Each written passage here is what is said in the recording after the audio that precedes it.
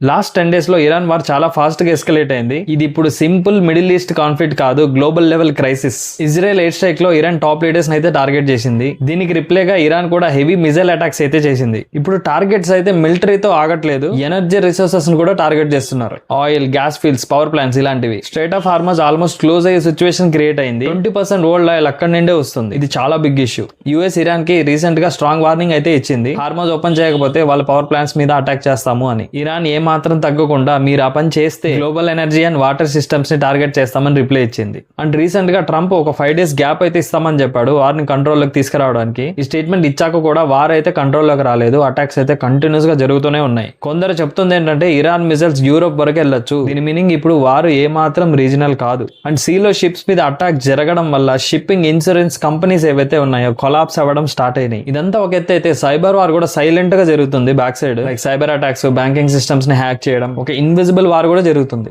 Oil ని ఇప్పుడు weapon లా use చేస్తున్నారు. ప్రైజెస్ పెరిగాయి, ఫ్యూయల్ క్రైసిస్ సిగ్నల్స్ కూడా కనిపిస్తున్నాయి. చైనా, రష్యా ఇండైరెక్ట్ గా ఇన్ఫ్లుయెన్స్ చేస్తున్నాయి. బ్యాక్ సైడ్ లో ఒక పెద్ద పవర్ గేమ్ అయితే నడుస్తుంది. ఫినాన్షియల్ వార్ కూడా స్టార్ట్ అయింది. శాంక్షన్స్ వల్ల ఇరాన్ గ్లోబల్ మనీ సిస్టమ్ నుండి ఐసోలేట్ అవుతుంది. మనీ కూడా ఇప్పుడు ఒక వెపన్ లా మారిపోయింది. ఇదంతా చూస్తే ఈ వార్ మొత్తం కొన్ని మిక్స్డ్ కేటగిరీస్ లో జరుగుతుంది, ఒక సింపుల్ కేటగిరీ కాదు. Like military, energy, cyber, financial అన్ని కలిపి. సో ఫైనల్ గా రిసోర్స్ ని ఏ కంట్రీ అయితే కంట్రోల్ చేస్తుందో ఆ కంట్రీ దగ్గర వరల్డ్ ని కంట్రోల్ చేసే పవర్ అయితే ఉంటుంది నెక్స్ట్ కొన్ని డికేట్స్ వరకు.